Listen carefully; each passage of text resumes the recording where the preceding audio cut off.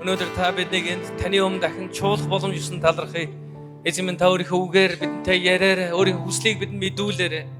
Эзэн минь танд баярлалаа. Энэ цагийн төлөө энд ирсэн хүн бүхнийг таны гардаадгая. Өнөөдөр энд ирээ таны үгийг сонсож байгаа мөн яг одоо онлайнаар сонсож байгаа бүх хүмүүсийн дээр эзэн минь таны өрөөл байх болтугай. Тэдний зүрх сэтгэл та өөрийнхөө үгийг хэлээрэй эзэн минь. Та биднийг өөрийн үгээрээ дагуулаараа, удирдаараа эзэн минь. Тандаа баярлалаа. Бүх алдыг танд өргөж байна. Есүсийн нэрээр гуйн залбирлаа. Амен. Амен. Халелуя. За бүгдээрээ сууцгаая. За сайхан амарцгаасан уу? За өнөөдөр хэдүүлээ эзний үгнээс хамтдаа суралцголно. Тэгээд бид нар нэм гарыг бүр ер нь хурж ирээд Бурхны үгнээс хамтдаа суралцдаг тийм үү? Яг тэгэхээр эзний үг бидний амьдралын маань яг гол чиг шугам байх хэрэгтэй юм байна. Ер нь яг өнөөдрийн нийгэмд нэг ийм үгийг та зөндөө сонссон баг те. Одоо өнөөдрийн нийгэмд зүрхээ сонс, зүрхээ даг гэдэг үг одоо зөндөө яригддаг. За яг зүрх чинь юу хэлж байна? Яг тэрийг л даг, тэрийг л сонсох хэрэгтэй гэдэг.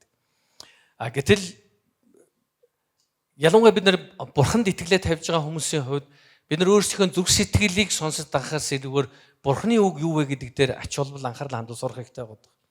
Яг Библиэд үгсийн дагуу те Иремья номын 17 дугаар бүлэг дээр хэлсэн байдаг л да. Хүний зүрх бол хуурамч юм а гэсэн байдаг. Бидний зүрх сэтгэл ер нь хуурамч. Иремья номын 17-гийн 9-дэр байхаа миний санаж байдаг. Тэгээ хүний зүрх яга хуурамч вэ гэхээр бид нар нэг хэлэхэд бүх юмыг зөв өөр дөрөө төвлөрүүлэхийг хүсэж байдаг. Бүх юм надад төвлөрсөн, надад сайхан байх ёстой гэж боддог. Энэ бол одоо нууц биш. Энэ бидний бүгдийн маань хүсэл байна. Тэгэд үүнээс зөрөлдөх юм бол бидний зүрх сэтгэл өөрчлөгддөг. Бид нар хин нэг хүнд одоо хайртай, хин нэг хүнийг тийм өөрийнхөө одоо насан туршдаа хамт амьдрах заяаны хань байгаа ч энэ төр гэж хэлдэг хэрнээ яг нөгөө хүн маань бидний хүснээс арай өөр байгаад ирэнгүүт бидний зүрх сэтгэл жоохон хувирч эхэлдэг баг. Бодож эхэлдэг. За энэ яг яагаад юм гэж. Тэгэхээр хүний зүрх бол хуурамч. Та нар санаж байгаа 2000 гаруй жилийн дэртээ эзэн Есүс Христийг загалмай цовдлсон хүмүүс цовдлсон байна. Яг тэр цовдлсон хүмүүс нь өмнөхөн хэдэн өдрийн өмнө Есүсийг дагаад л алгаа ташаад л халелуя хашгираад л Есүсийг раби гэж магтаал явжсэн. Багшаал гэдэг үнийг хүндэлжсэн. Яагаад Есүсийг тэд нар хүндлээ сонсоод дагаад байсан гэж Есүс тэднийг хоололж байсан. Тийм үү? Есүс тэднийг өвчтөе хүмүүсийг эдгэж байсан.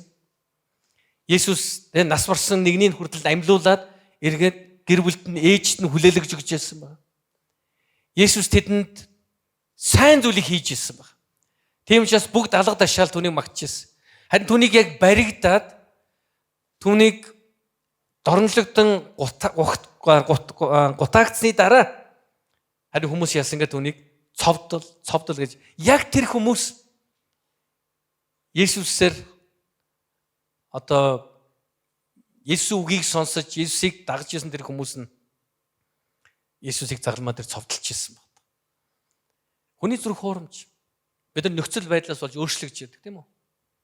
Харин Бурханы үгийг бид нар бүтэн сөдөр болгон ирж сонсох гээд байгаа шалтгаан нэггээр бид нар өөрийнхөө зүрх сэтгэл өөрийнхөө мэдрэмжээс илүү Бурхан намайг яг юунд дуудаж байна? Бурханы хүсэл юу вэ гэдгийг мэдхийн тулд. Тэгэхдээ зөвхөн нэм гаргийн номлол хангалттай биш. Бид нар 7 хоног бүр эзний үгийг уншиж, өдөр бүр эзний үгийг уншиж сурах хэрэгтэй. Өнөөдрийн технологийн хөгжилд бид нар маш олон төрлийн аппликейшнууд бий болсон байна тийм үү? App гэж бид нар ярьдаг шүү дээ.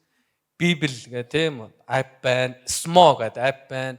CMO гэсэн үг шүү дээ. Монгол биш SMO зөв монголоор SMO стандарт монгол орчуулга гэдэг app байна. Библ гэдэг тийм бас app байна. Тэгээ энэ ариун бичээс библээ ариун библ л бас тийм app байна. Энд нар өдөр бүр бидэнд бас библийн ишлэл илгээдэг тийм үү? Тэр тохиргоог нь хийчих юм бол өглөө босоод 8 цагаас 7 цагаас ирэх юм бол тэрийг уншиж чаддаг. Яагаад? Яагаад гэхээр би дахиад бидний энэ сэтгэл хөдлөл энэ мэдрэмжээс илүүгээр бид нар Бурханы үгэнд анхаарал хандуул сурах ёстой. Ер нь хүний төлөвшөлтийн нэг чухал шинж хаана байдаг вэ гэхээр өөрийн сэтгэл хөдлөлийг захиж сурах гэдэг. Тэгээ бид нар сэтгэл хөдлөлөөсөө болж янз бүрийн зүйл хийдэг, ярьдаг, үйлддэг. Харин үүндээ бид нар төлөвшөх тусмаа бид нар өөрийн сэтгэл хөдлөлөөс биш харин юу нь үнэн, юу нь зөв бэ гэдэгтээ сонголт хийж сурдаг байна. Тийм учраас бид нар Бурханы үгийг үргэлж сонсож явах хэрэгтэй, уншиж явах хэрэгтэй, мэдж явах хэрэгтэй. Сэтгэл хөдлөлөөсөө илүү Библи юу гэж хэлсэн бэ гэдэгт бид анхаарч явах хэрэгтэй. Энэ нь биднийг илүү улам бурхан руу ойртуулж эзэн дотор өсгөхөд мань тусалж яадаг тийм үү? Өнөөдөр хэдүүлээ их чухал сэдвээр ярих гэж байна. Бурханы хайр бидний дунд оршихно гэдэг сэдвээр. Хайрын тухай ярих нэ. Бүгдээр хажууд байгаандаа хэлэхгүй. Хайрын тухай юм биш үү гэж. Хайрын тухай. За хайрын талаар хүн бүхний ойлголт өөр байдаг. Хүн бүр хайрын талаар янз бүр ойлголт. Яг тэгэхээр хайрыг амьдралдаа хүлээн авч яасан эсвэл бусдыг хайрлаж яасан хүн бүрийн туршлага өөр учраас. Зарим хүмүүс аав ээжээсээ маш гайхалтай тэр бүрэн дүүрэн хайрыг амсаж өссөн болохоор эцэг эхийн талаар ойлголт маш эерэг байдаг баг. Өөх би өстө гоё аавтай, сайн ээжтэй, сайхан гэр бүл төссөн жинхэнэ хайр бол одоо жинхэнэ тэр бүрэн дүүрэн хайрыг бол би амсч өссөн. А зарим хүмүүс тийм биш байдаг баг. Зарим хүмүүсийн амьдрал аавын хайрыг мөн ээжийн хайрыг амсаж өсөөгүй. Тэм учраас яг хайрын тухай ярихад бас сайн одоо яг бүрэн дүүрэн ойлголт байдаг. Зөвхөн өөрийнхөө хэмжээнд хайр гэдгийг төсөөлж ботсон тэм зүйл байдаг. Гэтэ бид нар хайрын тухай юу гэж бодох вэ гэдгээс илүүр Библи хайрын талаар Бурханы хайрын тухай юу гэж өгүүлсэн бэ гэдгийг бид өнөөдөр сурах гэж байна. Тэгээ 1-р Иохан номын 4-р бүлгийн 7-аас 10-ыг би уншия та анхаарлаа сонсоорой. 1-р Иохан 4-р бүлгийн 7-аас 10. Хайрт нөхөд минь. Хайр Бурханаас байдаг тул бие биеэ хайрлацгаая. Хайрладаг хүн бүр Бурханаас төрсөн бөгөөд Бурханыг мэддэг. Харин бусдыг хайрладаггүй хүн Бурханыг мэддэггүй. Яагаад гэвэл Бурхан бол хайр юм. Бурхан цорын ганц хүүгээ энэ ертөнцид илгээсэн түүгээр дамжуулан биднийг амьдруулах зорилготой байв. Бурханы хайр бидэнд ийхүү илчлэгдэжээ. Бид Бурханыг хайрлсны төлөө бус. Харин Бурхан биднийг хайрлаж бидний гэм нүглийн төлөөс болгохоор хүүгээ илгээсэн. Үүнд л хайр байгаа юм гэсэн. Энэ Бурханы хайрын тухай өгүүлж байна. Бурханы хайр хаана илэрсэн бэ гэхээр Есүс Христ хүн төрлөختний төлөө энэ дэлхий дээр ирснээр бидний төлөө загалмаа цовлогдсон нас барснаар оршуулгдснаар Бурханы хайр илчлэгдсэн юм аа гэж хэлж байгаа. Мэдээж Есүс Христ үхлийг ялж амилснаар Бурханы бүрэн дүүрэн аврал болон хайр уучлалыг бас бидэнд харуулсан байна. Бид амьд үг Христийн чуулган Бурханы сүр жавхлан чуулганыг байгуулах гэсэн алсын хараагаар хөтлөгдөж бид нар үйлчилж байгаа. Өнгөрсөн 27 жилийн туршид бид нар Монголоо Христийн дагалдагч болох юмсан монголчуудад Бурханы хайр үннийг дуулах юмсан гэж зорж Бурханы сүр жавхлан чуулганыг байгуулъя гэж бид нар зорж ирсэн байна. Энэ алсын хараа зорилгыг бусдыг хайрлахгүйгээр бид нар биелүүлэх боломжгүй. Ер нь аливаа нийгэм оршин тогтноход хэрэгтэй байдаг нэг чухал харилцааны нэг суурь бол хайрлах байдаг. Хайрлах, хүлээж авах, уучлах байдаг. Саяны бичвэрийн дагуу харах юм бол нэгдүгээр бид хайрлахаар дуудагдсан шүү гэдгийг хэлж байгаа. Бид хайрлахаар дуудагдсан шүү. Хайрт нөхөд минь. Хайр Бурханаас байдаг тул бие биенээ хайрлцгаая гэсэн байна. Уриалж байна, ятгаж байна. Хайр хаанаас гэнэ үү? Бурханаас байдаг. Тэм учраас бүгдээрээ хайрлцгаая гэж. Энийг бас нөгөө утгаар нь юу гэж яг энэ хэсгийг, энэ ихэллийг бас орчуулж болох уу гэхээр хайрлагдсан хүмүүсээ хайрлцгаая гэж. Халелуя. Агапе хайрын тухай ярьж байгаа. Агапе гэдэг хайрын тухай. Хайр. Тэгэхээр энийг одоо бүр ингэж яг танд мартагдахгүй тул би их өөрөнс байдлаар хэлье заяа. Агапетулсан хүмүүсээ агапцгаая. За болж гин үгүй. Ойлгосноо бүгдээр дахиад анхаарал сонсороо. Яасан хүмүүс гэнэ үү? Агапетулсан хүмүүсээ агапцгаая гэж. Амен. Бүгдээр хажууд гомдоо хэлэхгүй. Би агаптулсан учраас агаптя гэж. Угаас энэ хоёр үгийг мэдээж хооронд грек монгол үгийг хамтд нийлүүлж хэлэхэд бол тийм амархан зүйлс биш л дээ. Тэгэхээр хайрлагдсан хүмүүсээ хайрлцгаая л гэдэг хэлж байна. Энэ маш чухал ойлголт. Яг монголчууд бидний хувьд бид нар их сонирхолтой. Бид нар аливаа зүйлийг хайрыг, итгэлийг олж авахыг хүсдэг баг. Тэрийг олж авахыг зорддог. Нэгсэндээ бид нар их сайн юм хийгээд байвал бид нар сайн магтаал одоо шагнал урамшуул авна гэж боддог. Яг энэ зөвхөн монголчуудын хувьд биш л хүний өөрийн төрлөх чанар байна. Би сайн байх юм бол бурхан надад сайн байна гэж бодоод байгаа. Би муу байх бол бурхан надад муу болно гэж бодоод байгаа. Бид нар яг өөрсөн шигээ халиваа зүйлд ханддаг хүн шиг. Хүмүүс бидний нөгөө өөрчлөгддөг, хувирдаг зүрх сэтгэл чи яг тийм хандлагатай байдаг. Хэрвээ та надад сайн хандах бол би тань сайн хандна. Хэрвээ надад сайн хандахгүй бол би өөрчнөө сайн хандах ямар шаардлага байхгүй гэж үздэг. Ихэнх тохиолдолд яг ийм харилцан ашигтай байх тухай ярьж байгаа. Монголчууд ер нь яг бид нар нэг нүүдэлчин сэтгэлгээнээс болдог ч юм уу. Бид нар байгаль дэлхийг аргалах гэж дандаа үддэг. Аргалах гэж. Энийг нэг аргалчих юмс. Ягаад гэхээр энэ жил одоо тэр лус савдагч гэдэг юм уу одоо монголчуудын одоо нэг тийм сэтгэлгээ байж тийм үү. Тэрэндээ ингээд их дахил өргөөдөг ч юм бол цас баг унаад хахир өвөл ирэхгүй байгаасаа гэж бодоод байна шүү дээ. Аргалах гэдэг юмыг тэхийн тулд энэ нэг лус савдагч гэдэг юм уу энэ уул хангаа надад сайн сайхныг миний гэр бүл сайн сайхныг авчрахын тулд би эхлээд энд сайн сайхан хандчихъя гэдэг нэг гэсэн үг. Ойлгомжтой тийм үү? Би эхлээд өргөл дахлаа сайхан өгчий. Гой тэр шар тосмосоо тэр хан мандан цагт ялаадах юм. Ойлгож байна уу? Тэр ол борцог юу байдгийг ямар өнгөтэй өтөө юм байна. Үнтэй тэр арх марха бүгдийг аваачаа тэнд засаадах юм. Тэгэх юм бол нөгөө лус савдаг маань энийгээ идэж уугаад дуудаг юм уу яадаг юм бөөмөд. Тэгээд надад эргүүлээд хөнгөн өвлийг өгнө гэж бодоод байна. Энэ аргалуулах үүсэл гэсэн. Бид нар юмыг аргалуулмаар гэдэг. Юмыг туулах гэдгээс илүүгээр яаж туулах уу гэж өөртөө бэлтгэхээс илүүгээр яаж аргалах уу гэдэг зүйлийн тухай. Яаж алдаанаасаа сургамж авч дахиж энэ алдаагаа давтахгүй байх уу гэдгээс илүүгээр яаж энийг зохицуулж болох уу. Тэгээ бид нар чинь байнга зохицуулдаг гэсэн. Таньдаг хүн байна уу л гэдэг юм. Өш нийгмийн татгал таньдаг хүн байна уу? Татвар таньдаг хүн байна уу? Энд таньдаг хүн байна уу л аргалуулах гал. Энэ одоо бидний сэтгэлгээ. Тийм учраас өнөөдөр Монголд авилгал буухгүй байгаа хамгийн том нэг шалтгаан юу гэж? Угаасаа аргалуулдаг хүмүүс учраас. Визэнд орох гэж байна. Аргалуулж. Одоо цуглаанд ирэхгүй байж усаа гинт цуглаанд хүрж байна хүн. Яасан? Нэг өдөр визэнд орох гэж байгаа. Аргалуулах гэдэг шүү дээ. Визний асуудлыг шийдвэрлэх гэдэг шүү дээ. Тэр визэнд тантай ярилцлага хийх гэж байгаа консулын ажилтны зүрх сэтгэлийг аргалах гэдэг шүү дээ тийм үү? Өнөөдөр цуглаандаа ирэнгүүтээ бурхан хандаад бурхан минь би өнөөдөр ямар ч 11-ийг өргөөд залбираад пастраараа өрөөлөгдсөн одоо энэ одоо виз надад ярилцлага хийж байгаа энэ консулын ажилтны зүрхийг та ингээд зөөлж өгöd надад виз өгчихөө. За анагт бидний бүх хийгээд байгаа аргалуулах гэдэг байгаа бүх зүйл маань эцнээ бид нар зөвхөн өөрийнхөө төлөө юм хийгээд байгаа. Надад ашигтай байгаасаа надад гоё мэдрэмжтэй ба надад намайг надруул гэдэг байгаа. Харин Христ итгэлийн хайрын тухай ойлголт бол шал өөр зүйлийн тухай ярьж байгаа. Бид нар Бурханаар хайрлагдахын тулд бусдыг хайрлаа гэж хэлээгүй. Ингэж хэлээгүй байхгүй. Өш хажууд үнэ хайрлаараа гэхгүй бол Бурхан хайрлахгүй гэж магадгүй шүү гэж хэлээгүй. Бид нар аргалах гэдэг бид Бурханы тааллыг олж авахын тулд бид нар бие нэгэ хайрлах гэдэг юм биш шүү дээ. Бид нар Бурханы тааллыг аль хэзээ олоод авцсан хүмүүс. Халелуя. Бүгд хажууд гондоо хэлдэг.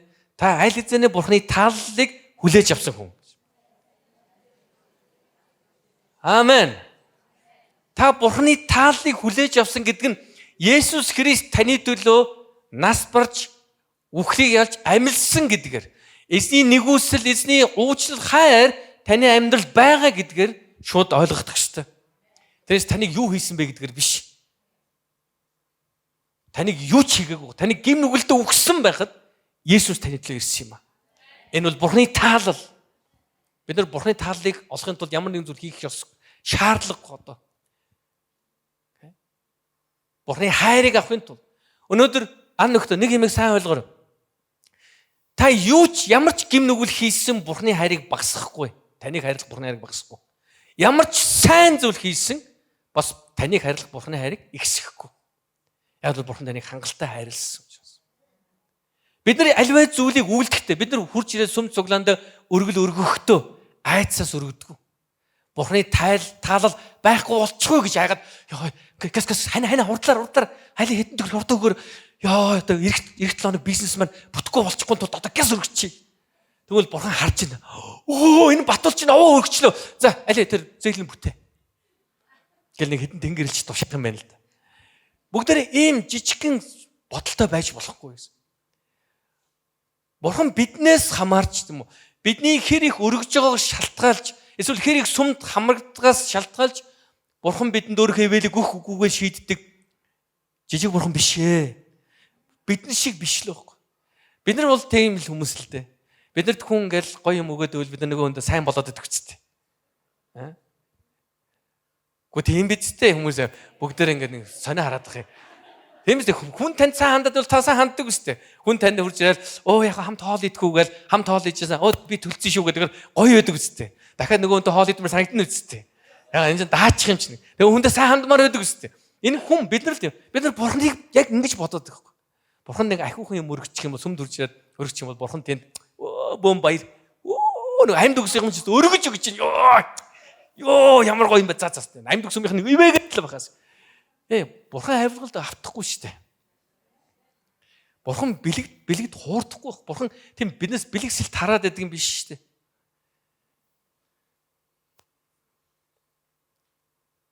Бид нарыг хайрлаа гэж хэлж байгаа нь өндөө бурхнаар бид нар хайрлагдахын тулд байгаад байгаа юм шиг. Биднийг өргөж гэж хэлж байгаа нь бурхан биднийг илүү их ивээх гээд өргөх гээд тэгээ өргөх гэсэн чи өгдөггүй нэг нөхөр.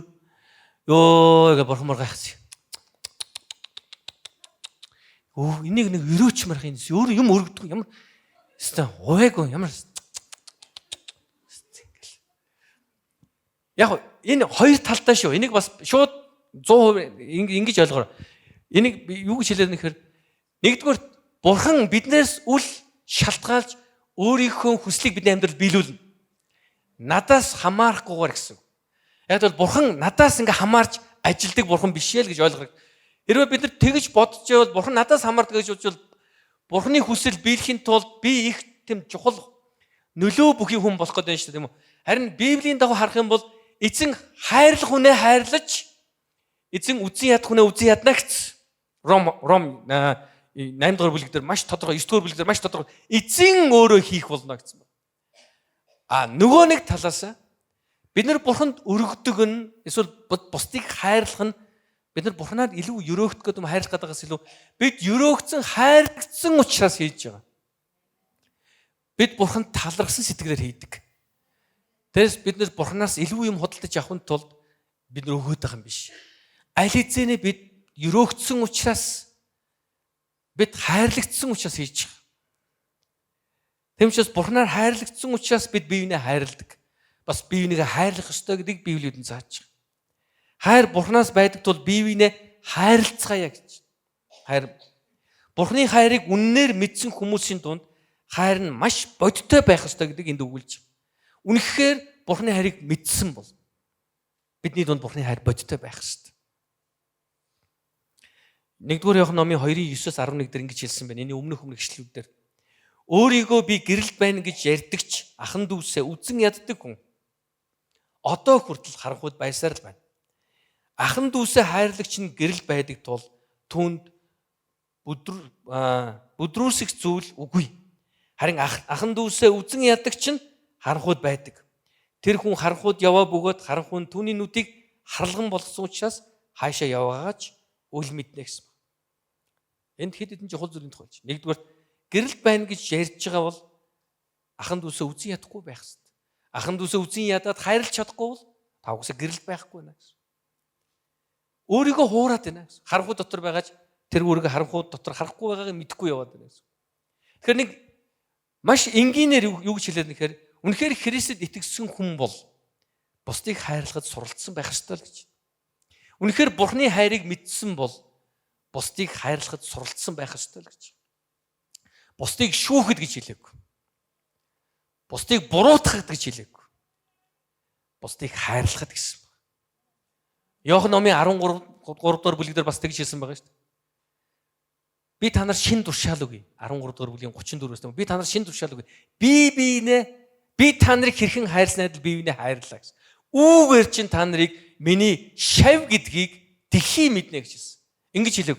Та нар бие бинийгээ шүүгээд тахмал хүмүүс харангуйтай хөөх энэ Христийн ч ястай шудраг юм билээ ш. Бие бинийгээсээ шүүж өгч ялэн штэ. Өөх гэж биднийг түүнийх гэдэг мэднийг шилээгүй. Харин юу гэж хэлсэн? Хайрлсан учраас. Христийн чи биеийг үнэхээр хайрладаг юм байлаа. Христийн чи биеиндээ үнэхээр тусалдаг юм байлаа. Христийн чи биеинээс харамлдаг юм байлаа шүү дээ. Христийн чи биеинээс асуудаг юм байлаа. Чамд ямар тусламж хэрэгтэй байна гэдэг. Тэгээ Христийн чинь биенээ хайрлаж, тусалж дэмждэг юм байна. Хайраар гэсэн баг. Та нар санаж байна уу? Хайрын 5 хил гэдэг юм ном байдаг шүү дээ юм уу? Би нэг зохиолчийн нэрийг мартчихсан. Тэгээ тэр хайрын 5 хил дээр нэг хүн болгоны хайрыг одоо мэдрэх бас хайраа хуваалцах тэр арга зам өөр гэж ярьж байгаа л да. Зарим хүмүүс юм одоо хүрдэг хүмүүс байна те. Ингээл хүний ингээ хурж мөрөхээр ингээ илүү ихтэй хайрыг мэдэрдэг хүмүүс байна. Зарим хүмүүс ингээ ярьдаг хүмүүс байна тийм үү? Ярьж хайраа мэдрүүлдэг гэх мэт юм те. Зарим хүмүүс нь одоо бэлэг өгж авснараа хайраа мэдрүүлдэг. Христийн чуулган дотор бидний Христийн бие чуулган доторх хайрын хил бол үйлчлэл байдаг. Биеиндээ үйлчлэх. Үүс байдаг. Тэгээс бид нар миний угаасаа хайрын хил болох хүн төрдөг юм байлаа гэж хажууд сууж байгаа хүндээ хүрээл би Христийн хайраар хайртай шүү тань гэдэг. Харин ч шүү дээ дэмий юм болно шүү. Миний өстэй хайрын хил болохоор бэлэг сэлт байхгүй да. Сүмэстэй бэлэг мэлэг өгөхгүй учраас яг Бурхны хайрыг би мэдрэхгүй байна. Эсвэл би хүнд бэлэг өгөхгүй байгаа учраас Бурхны хайрыг харуулж чадахгүй байна. Бидний хувьд би яг хувь хүний хувьд хайрыг яаж бусдаас мэдэрдэг бас бусдтай хайрыг яаж хуваалцдаг гэдгээс илүү яг Христийн биеийн хувьд болохоор Христ итгэгчдийн дунд бол хайр нь үлсээр л харагдах ёстой гэж. Үгээр биш. Мэдээж үг бол эхнийх нь. Би таныг Христийн хайраар хайрлаж байна гэж хэлэх бол эхнийх нь. Ер нь би таныг Бурхны хайраар хайрлаж байна гэж хэлж сурах ёстой шүү заяа. Тэгэхгүй би танд хайртай гэж хэлж болохгүй ш. Ялангуяа эсрэг хүүсний хүндээ. Сүмдэр чинь тиймнээс болоод асуудал үүсдэг байхгүй. Нөгөө баярлал сэтгэл хөдлөлтөд явж байгаа нөгөө би чамд хайртай кино шиг юм болж байгаа шүү дээ. Тий. Би чамд хайртай гэж хэлсэн. Чи надад хайртай гэж хэлээ үстэй гэхээр би бүгдэнд нь хэлсэн шүү дээ гэдэг. Тий. Санаж гэнэ үү тэр киног. За үзээгүй хүмүүс бол хайж олж үзээрэй. Тэр би Бурхны хайр танд хайртай шүү гэж. Ялангуяа эсрэг хүүсний хүмүүс бол биэнд хэлж явахтай би танд Бурхны хайраар хайртай шүү. Бурхны хайраар хайртайгийн илэрхийл юу гэж энэ бол үүс байна. Тэг ингэж хэлсэн. Ахан дүүсээ үдсэн яддаг хүн одоо хүрэл харанхуйд байсаар л байна. Ахан дүүсээ хайрлагч нь гэрэл байдаг тул түүнд бүдрэх зүйл үгүй юм аа гэж. Тэгэхээр бидний хувьд үнэхээр хайрлаж байгаа бол ахан дүүсээ хайрлаж байгаа бол харанхуй дотор байхгүй байгааг харуулдаг зүйл юу гэхээр энэ бол үүс байгаа. Яагаад хайрлах тийм чухал гэд бид нар яриад байгаа. Яг үндэ бичвэрт үгүйсээд байгаа Бурхан бол хайр юм а хэлж байгаа. Бурханы нэг чухал мөн чанарын тухай үгс. Бурхан бол өөрөө хайр юм а гэж. Хайрладаг хүн бүр Бурханаас төрсөн бөгөөд Бурханыг мэддэг. Харин бусдыг хайрладаггүй хүн Бурханыг мэддэггүй. Яагаад гэвэл Бурхан бол хайр юм а гэж. Тэгээ Бурханыг мэддэг гэж ярьж байгаа хүн бол хайрлахыг мэддэг байх ёстой гэж байна. Тэгээд энд нэгдүгээр Иохан номын 3:10-аас 11 дээр ингэж хэлсэн байдаг. Хэн нь Бурханы хүүхэд, хэн нь сатаны хүүхэд вэ гэдэг нь үүгээр харагдана. Зөвийг үйлддэггүй, ахан дүүсээ хайрладаггүй хэн боловч Бурханых биш ажээ. Бид бие хайрлах ёстой гэдэг үг нь та нарын эхнээсээ сонссон тэрхүү үг юм а гэсэн. Тэгэхээр Христ итгэлийн хувьд, итгэгч хүний хувьд бидний хамгийн эхлээд сонсож хамгийн түрүүнд дагах ёстой үг бол бие биенээ хайрлах тухай ярьж байгаа. Бие бинийгээ шүүх тухай, бие бинийгээ хайрлах тухай ярьж байгаа. Ялгаа байгаа гэсэн. Бурханы хүүхд юм уу? Сатаны хүүхд юм уу гэдэг чинь мэднэ гэсэн. Юугаар? Хайраар л мэднэ гэсэн байна. Ахан дүүсээ хайрлахгүй байх юм бол таныг Бурханы хүүхд гэж хэлж чадахгүй гэсэн. Харин ахан дүүсээ хайрладаг байх юм бол таныг Бурханы хүүхд гэж хэлэх болно гэж хэлж байна. Тэгээ энэ ишл бид нэгэн чухал зүйлийг заадаг. Энэ нь Бурханаар дахин төрсөн үед бидэнд өмнө байгаагүй тэр хайр бидний амьдралд ирдэг тухай ярьж байна. Бий болдог тухай. Бидний амьдрал нэг хэсэг болдог. Бид зөвхөн Бурханаар уучлагдаа зогсоогүй. Бас хайрлагдсан тухай ярьж байгаа. Зөвхөн хайрлагдаа зогсоогүй. Бид дахин төрсөн учраас хайрыг хүлээж авсан тухай ярьж байна. Та нар дахин сүнсээр төрөх тухай та нар сонсч байсан баг. Иохан номын 3 дугаар бүлгийн 5-аас харах юм бол Есүс ингэж хэлсэн байна. Есүс үннээр би танд хэлье. Хин ус болон сүнснээс эс төрн тэр нь Бурхны хаанчлалд орж үлч чадна гэсэн байна. Тэр нөгөө дахин төрөх, сүнсээр дахин төрөх гэдэг тухай ярьж. Сүнсээр дахин төрөх үед бид нэр Бурхны хайрыг тээж эхэлдэг тухай. Хэрвээ та бусдыг хайрлаж чадахгүй бол өөрийгөө сүнсээр дахин төрсөн мөрсөн гэж хэлэх нь нэг талаараа худлаа болох гээд байна л гэсэн. Бусдыг хайрлаж сурах гэдэг амархан зүйл биш. Гэхдээ хийх ёстой зүйл байна. Бид нар бусдаар хайрлагдахын тулд хайрлаад байгаа юм биш. Бид нар Бурханаар хайрлагдсан учраас бид бусдыг хайрлах хэрэгтэй гэж. Хайрладаг хүн бүр Бурханаас төрсөн бөгөөд гэж Бурханаар төрсөн бол бид хайрыг тээж яадаг тухай ярьж байна гэсэн. Энд хэлэгдэж байгаа мэдэх, Бурханыг мэддэг гэсэн. Төрсөн бөгөөд Бурханыг мэддэг юм а гэж. Энд хэлэгдэж байгаа мэдэх гэдэг үгийг гол санаа бол зүгээр нэг сонсож мэдэх тухай яриаггүй. Энэ харин биеэрээ амсаж мэдэх тухай ярьж байгаа. Тэгэхээр Бурханыг мэддэг байх гэдэг нь зүгээр Бурханы тухай сонсон тухай яриаггүй. Бурханаар хайрлагдсан гэдгээ мэдэж бас энэ хайраар бусдыг хайрлаж байгаагаар бид Бурханыг илүү мэддэг юм аа. Бид үнэхээр Бурханыг таньж мэдсэн бол бусдыг хайрлаж байгаагаар л илэрхийлэгдэнэ. Өнөөдөр энэ нийгэм, өнөөдөр манай Монгол улс, Улаанбаатар хотын маань хувьд бидний дунд байх ёстой хамгийн чухал зүйл хайр ялчгүй. Бид нар ер нь бол өрсөлдөөн дунд амьдраад байгаа хүмүүс шүү дээ, тийм үү? Нүл өрсөлдөөн дунд амьдарч байгаа тийм үү? Зам дээр гараад хин нурдуур орох уу хаашаа? Явуу хүний замаар гарахтаа хүртэл машинаас өрсөж гүйж гардаг ийм өрсөлдөөн дундлага яваад байна шүү дээ. Аль болохоор төрүүлж хөдлөхгүй л бол алдах гэдэг шүү дээ хамгийн юм аа. Ойчр бүх юм. Хэрвээ бидний дунд ялангуяа Христ итгэж хүмүүс бид энэ нийгмийг өөрчлөхийг хүсчихвэл бид нар Бурханы хайрыг л бид нар бусдад түгээх хэрэгтэй байна. Мэдээж хайр бидний дунд төгс болохгүй л дээ. Бид нар хизээч төгс тэр Бурханы төгс хайрыг бид нар төгс байдлаар нь илэрхийлж чадахгүй. Яг гэвэл энэ дэлхий дээр төгс зүйл байхгүй. Харин бид нар хэдийгээр Бурханы хайрыг төгс бусдад илэрхийлж чадахгүй ч гэсэн харин төгс хайр бидний дунд байхыг мөн тэр хайрыг бид нар бусдад илэрхийлэхийг зорж тэнд суралцах нь бидний үүрэг байгаа. Бурханыг таньж мэдэх мэдлэгээр итгэлээр өсгөхөд хайр заавал шаарддаг болно. Бурханд итгэл хайр хоёр хамтдаа өсч өгдөг. Тэгээс зарим хүмүүс би итгэлээр өсөд байгаа гэсэн мэтлээ бусдыг хайрладаг. Бусдыг өрөвддөг. Ер нь хайранд байдаг маш чухал нэг чанар юу гэхээр мөн чанар юу гэхээр бусдын өмнөөс бодож сурах явдал байдаг. Бусдыг өрөвдөж, бусдын өмнөөс яг энэ үед би яг яах байсан бол энэ хүний туулж байгаа амьдрал бид нар ойлгохыг зорих явдал байдаг гэсэн. Монголд Улаанбаатар хот чинь нэг замын хөдөлгөөнд ороод хүмүүс зам тавьж өгөх гэдэг бол хамгийн том асуудал байгаа шүү дээ. Зам тавьж өгөнгөд нэг хүн нэг машин зав тавьнгоос ардлага нь ороод тэгээ өөрөө бараг тэндээ гацчихар юм шиг юм үе байдаг. Гэхдээ л бид нэр зам тавьж өгөх сургал хэрэгтэй гэсэн. Би ер нь байнга өөртөө нэг сануулж яадаг зүйлээд. Юугаар би ингээ замын хөдөлгөөнд орж явахдаа хэрвээ би яг энэ хажуугаас орж байгаа энэ хүний оронд байсан бол энэ машин зогсоод өгөөсөө л гэж би бодож сууж байгаа. Яг ингэж бод. Энэ бодлоосоо л би зогсдог байхгүй. Тэгм учраас зогсоод өгчий дөө. Та нар ингээд замын хөдөлгөөнд ороход машин дотор сууж явахдаа төв замын урсгалын аль нэг машин зогсоод өгөөсөө гэж бодож зогсдог үсттэй. Манай монголчууд их сонин штэ. Бид нар өөрснөө дүрм зөрчих үедээ бүгд л ингэдэг үстэй гэж ярьдаг. Хүнийг дүрм зөрчхөөр ста балаа тэнийг ста орк морк янз янзаар хэлж яадаг. Гэтэ яг өөрөө өмнө яг 2 хоногийн өмнө яг өөрөө адилхан тэгэл дайрал орсон хүн байхгүй юу? Ойлгож байгаа шүү дээ тийм үү? Яг л адилхан зүйл хийсэн. Тэгж хийхдээ бид нар өөрийгөө өмөрсөн байхгүй. Ингэж дайрж орохгүй угаасаа орох боломжгүй байхгүй.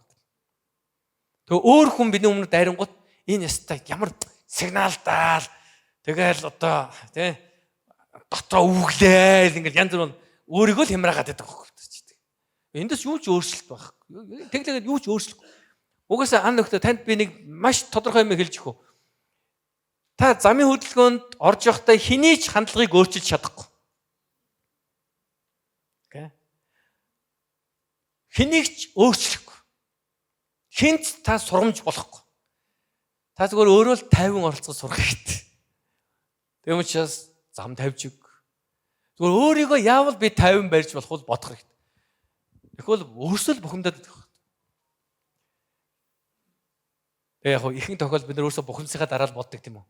Йоо шал дим би юм болчихлоо. Гэхдээ ядаж тэгэж бодож байгаа нэг юм да. Тэгээ дараа нь тэр алдаагаа одоо давтахгүй байхын тулд суралцах хэрэгтэй л гэдэг юм. Тэгэхээр бид нар яг эзний дотор өсөе гэж байгаа бол итгэл сүнсээр өсөх нь итгэл хайр хоёр хамт явах ёстой гэдэг бид нар заадаг. Тэгээс итгэл өсөх нь хайр бол яг хайр маяр дотор нэг өсөж байгаа шаардлага зүгээр бусад хайртайг л бодчих тэгэл болоо биш. Энд чинь илэрхийлэгдэх. Энд чинь харагдах ёстой. Замын хөдөлгөөн дээр хүртэл харагддаг юм байхгүй. Яг түрүүний миний хэлснээр энэ хүн хөрхийн нэг хүн зогсоод өгөөсэй гэж бодож угурж байгаа машинууд байдаг үстэй ингээл зогсоолоос гарч байгаа. Манайхан ч юмстай. Ер нь бол баг 10 машины 9.5 за 10 машин 9.5 ч нэг нь тал машин маш шүү дээ. Ер нь бол зогсохгүй шүү дээ. Ухарж байгаа машин та өөрийгөө бордонд тавьж та ингээ ухарж явал та юу гэж бодох вэ гэж бодох хэрэгтэй. Та ухарж явахдаа юу гэж боддог вэ? Энэ машин зогсоод өгөөсөө л гэж боддог. Тэгэхээр бусдыг хайрлах гэдэг ялангуяа бид нар Бурхны хайраар бусдыг хайрлах гэдгийн гол нэг мөн чанар нь юу вэ гэж бусдын оронд өөрийгөө тавьж сурах хэрэгтэй. Хэрвээ би энэ хүний оронд байсан бол яах вэ гэж. Яг энэ хүн шиг би ингээд яг энэ туслах зам дээр байвал нэг хүн надад зам тавьж өгөөсэй гэж бодож байна. Яг энэ хүний оронд би ухарч ирсэн бол нэг машин надад зам тавьж өгөөсэй гэж би бодож байна.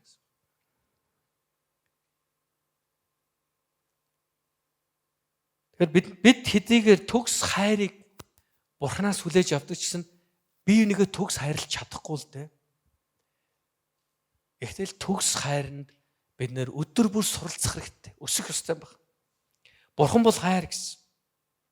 Энэ бол агапе хайрын тухай. Энэ бол өөрийгөө бүрэн зориулах болцолгүй хайр гэдэг. Заадаг агапе хайр. Бурханы хайр. Энэ хайранд өсөхийн тулд бид нар Бурхан руу ойртох хэрэгтэй.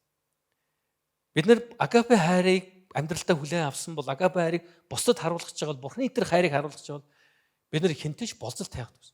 Чи надад их юм бол би чамд тэгж өгнө. Чи надад ингэж өгөх юм би ингэж өгнө гэдэг ийм хайрын тухай биш л гэсэн. Энэ бол хайр биш. Энэ угаасаа гэрээ. Энэ зүгээр одоо үүрэг хариуцлагын одоо уялдаа холбоо даалгаврыг биелүүлж байгаа гэсэн. Харин хайрын тухай ярьж байвал бид нар хинтэж хариу нэхгүйгээр тэр хайрыг харуулсрах хэрэгтэй.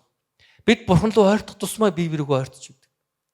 Христ итгэж гэр бүлүүд яг харилцааны асуудалд орох үед хамгийн түрүү нэг зүйлийг бодох хэрэгтэй вэхээр өөрснөө Бурхантай харилцах харилцаан дээр хоёулаа өсөх ёстой гэдэг.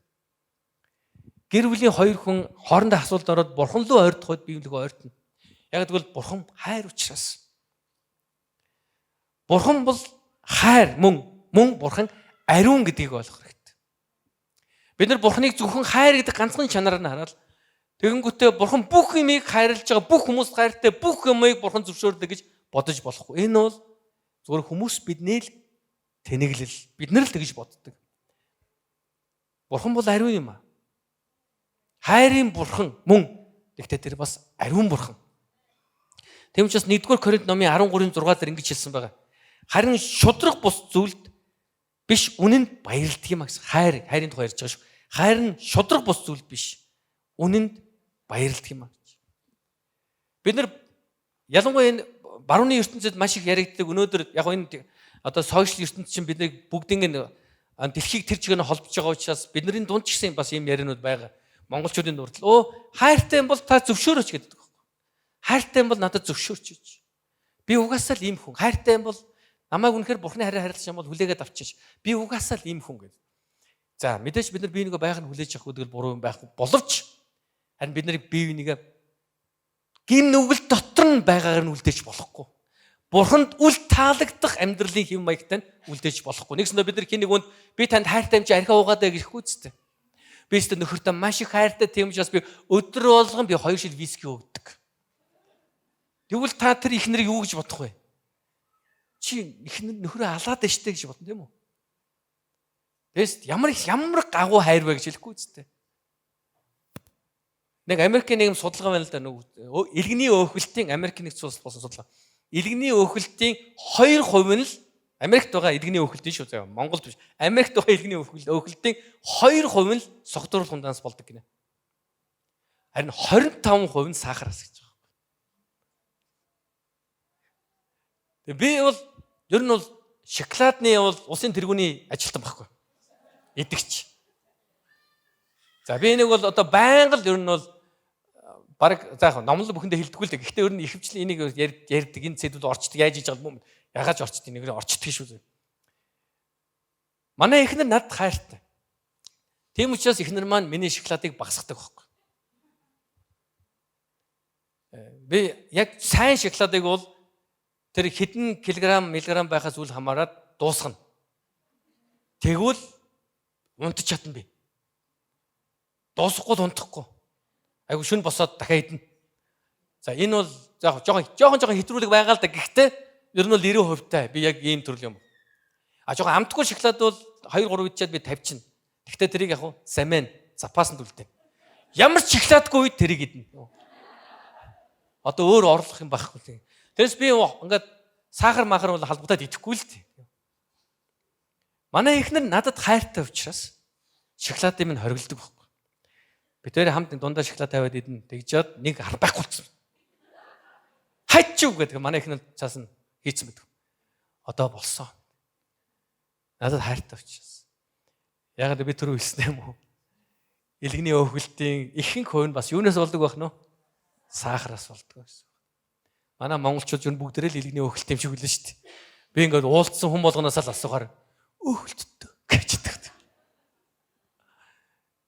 Уудгүй. Бид нар чи ингэж арх уудгүй. Би бас арх уудгүй шүү дээ. Тийм ч зүг зүгээр. Үгүй. Та арх уухгүй ч юусаа таамаг. Та хэр их сахар хэрэглээтэй. Ялангуяа энэ өдрийн нийгэмд хүнсний бүтээгдэхүүн сахар маш өндөр байгаа. Жуус, бүх төрлийн жуус, сахар. За яг тэндээсээ сайн ялгаж харж чадвал бас арай өөр айтайхан тийм сайн сахар багтаа жуус олж болох л баг. Бүх төрлийн хийжүүлсэн ундаа сахар.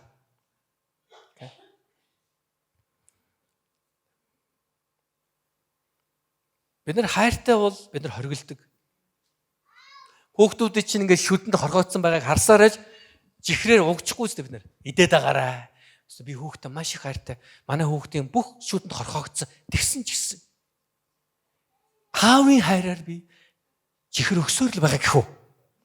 Үгүй. Харин ч бид нар хоригдно. Энэ маш энгийн ойлголт.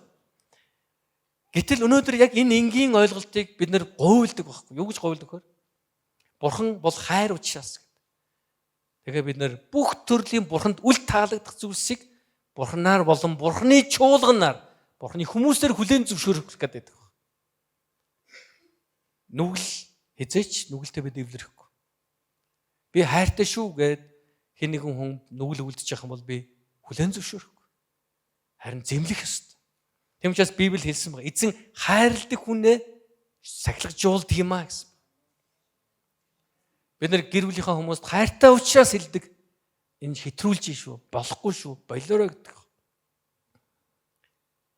Тийм учраас саяны 1-р Коринт 13:6 хэлснээр бидэнд жинхэнэ хайр байгаа бол шудраг бус, бурханлаг бус зүйлийг хайр хүлээж авахгүй гэдэг хэлж байна. Харин хайр үнэнд баярлах болно гэсэн. Аногтоо бүгдээрээ бурхны хайраар бие нэгэ хайрлцгаая.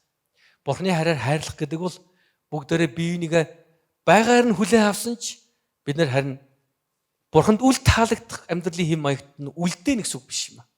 Тэрийг хүлээн зөвшөөрнө гэсэн үг биш юм аа. Бид нар бие нэгэ эзэн дотор өсгөтөнд туслах ёстой.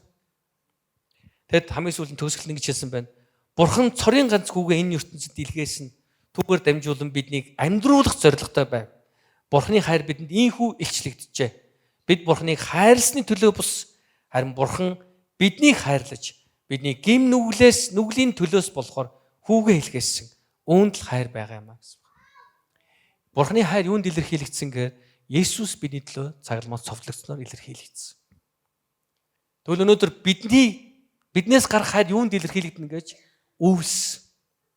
Бид нар биевэн лүгэд сунгах тусламжийн гар. Энэ бол Бурханы хайрыг энэ чуулганд харуулах болно. Өнөөдөр ялангуяа юм олон хүнтэй сүмийн нэг том асуудал юу гэхээр хүн бүр хоорондоо ингэж холбоотой харилцаатай байж чаддаггүй. Заримдаа бүр юм тийм жоохон тийм ганцаар ганцаардмал ч юм уу жоохон зожигдуу сэтгэлээ нээж чаддгүй хүмүүс ялангуяа юм олон хүнтэй сүмд ирчихээр хинтэй ч юу холбогддог. Тэгэл өөрөө болгоод яваад идэх. Тэгэхээр бидний зорилго тэр биш шүү дээ.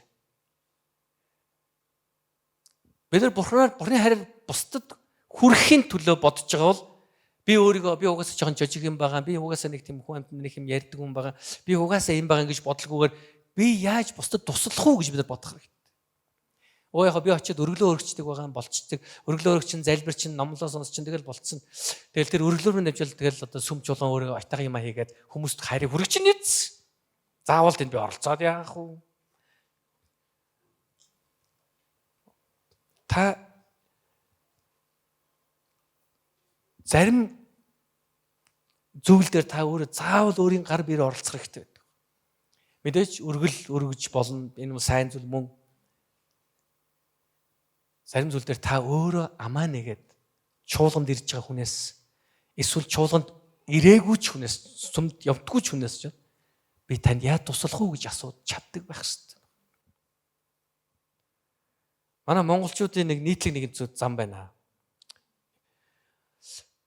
Томл туслая гэдэг байхгүй. Яг л тийм. Агуу хүмүүс шүү. Тэг ингэж ярьдаг байхгүй. Хоёрын хооронд яг тийм 10-20 мянгаар туслаад яах юм. Ирэх 7 хоног угаасаа манай бизнес айтайхан болчихно. Тэгэхээр нэг 2-3 саяар л туслая. Тэ. Зүгээр яг маш энгийн бодтой зүйл юу байдаг гэж би танаар нэг чухал юм хэлж өгье. Хэрвээ хэн нэгэн хүн яг одоо байгаагасаа тусалж чадахгүй бол ирээдүйд ирэх зүйлээсээ ч тусалж чадахгүй л гэсэн. Ягаад бусдад туслах гэдэг бол хэмжээнд байдаг. Танд хэр их байгаа вэ гэдэг шалтгаалдаг.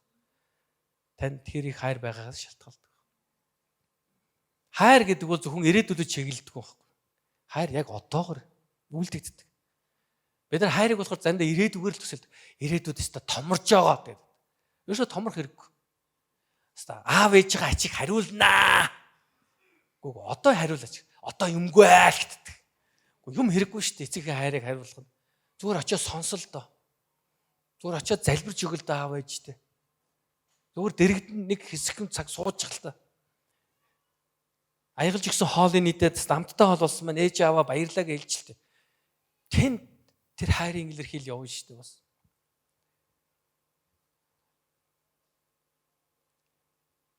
Тэгэхээр бидний хийж байгаа үйлчлэл бид нар зөвхөн бие бинийгээ хайрлаж, бие биендээ туслаа зогсгүй. Бид нар Христийг мэдхгүй байгаа хүмүүсийн төлөө ч энийг хийж байгаа. Та нар санаж байгаа бол энэ амьд сум 27 жил болсон шүү дээ мөн. 27 жилийн өмнө амьд сумыг мэдхгүй хүнд энд байсан. Ихэнх нь мдээгүй л байсан баг. Таны зарим ч сая жилийн өмнө ч зөнгөж энэ сумын тухай сонсон байж болох.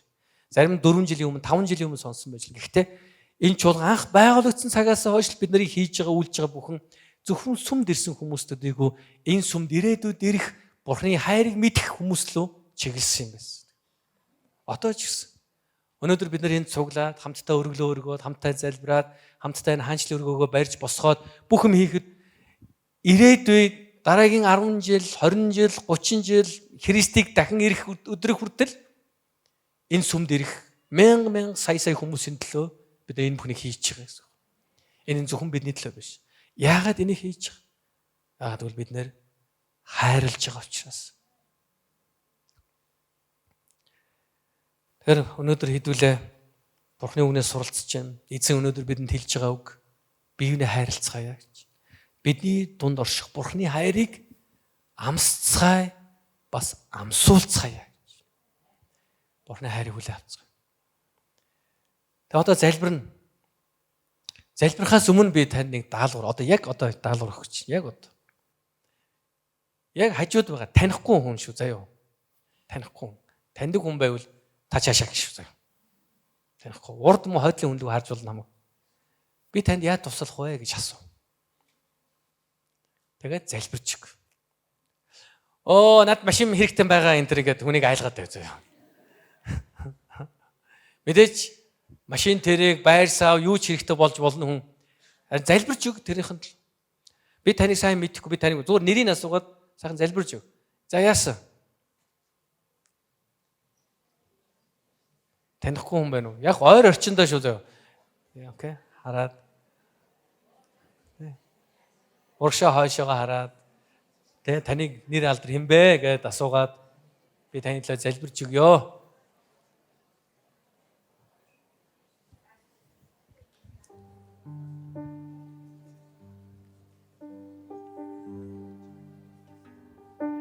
Зайч дандаа таньдаг хүний хажуу суудсан асууж хэлэх юм байхгүй. Эсвэл танихгүй юм болохоор ярьж чадахгүй байгаа даа зарим нь. Хэлээр. Зөвөр би таны төлөө залбирч өгье. Би танд тусламаар байна. Би таны төлөө залбирч өгмөр байна.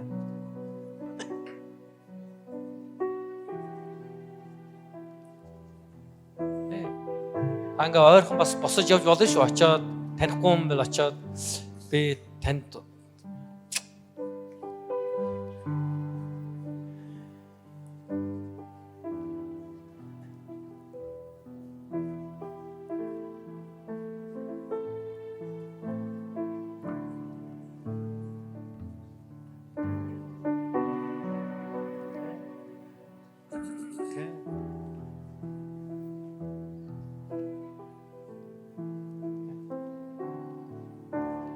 зүгээр л сайхан би үнэгээ өрөөж өгөөрэй. За, өрөөгөө л сайх. Тэгэл эзэн үнэхээр өрөөх болтугай. Тэгээ бид нар биеийнхаа яг юу туулж байгааг бид нар хэн ч мэдэхгүй. Гэхдээ Бурхан харж байгаа, Бурхан сонсноо. Бурхан таны залбирлаар дамжуулж таны дэрэгд байгаа хүнийг үнэхээр өрөөх.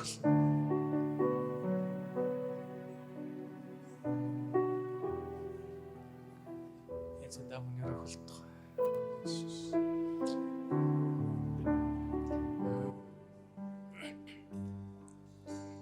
Түүний нэрийг гайхамшигт зөө. Яг энэ онлайнаар сонсож байгаа хүмүүс ч гэсэн хамт хэлэхэд хажууд байгаа өмнөхөө залбираараа өрөөж өгөөрэй. Мөнхийн эзэн энхийн жанаа ханчлагч хаа үнэн зөвийг үеийн үед тогтоогч гээ. Халелуя. Бүгдээрээ босоод эзнийг магтцгаая.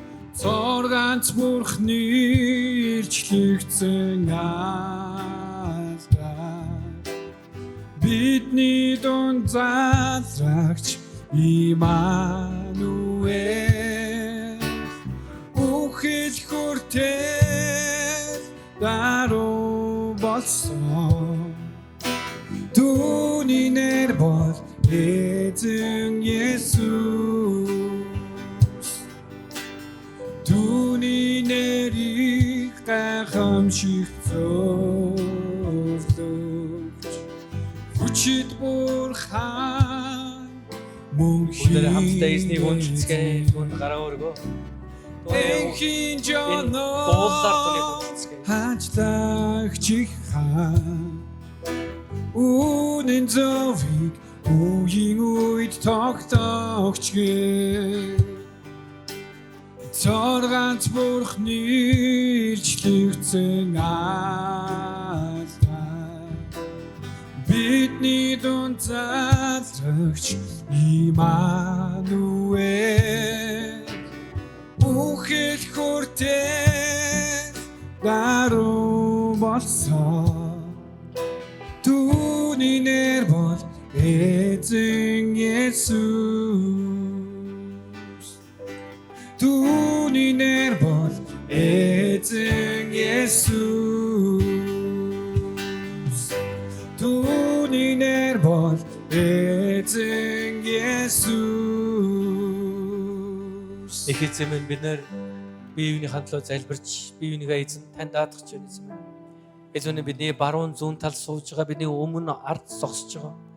Эзэн бүхэл итгэлийн гэр бүлийн гишүүдэд таны гарт өргөж байна эзэн минь.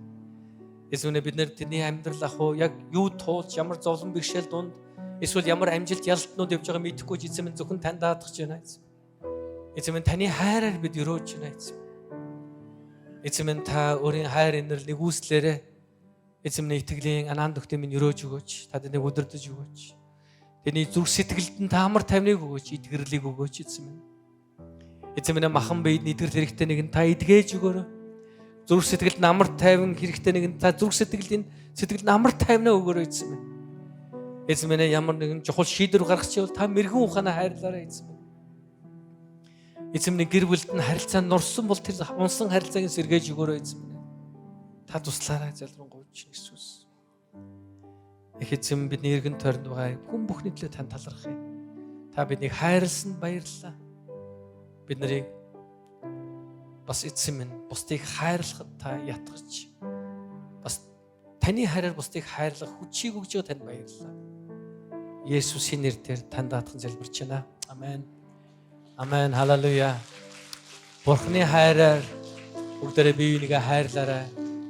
Нийгмээ, Монгол улсаа хайрлаарай. Энэ улс үндэстэнд Бурхны хайр хэрэгтэй. Бидэнд Бурхны хайр хэрэгтэй.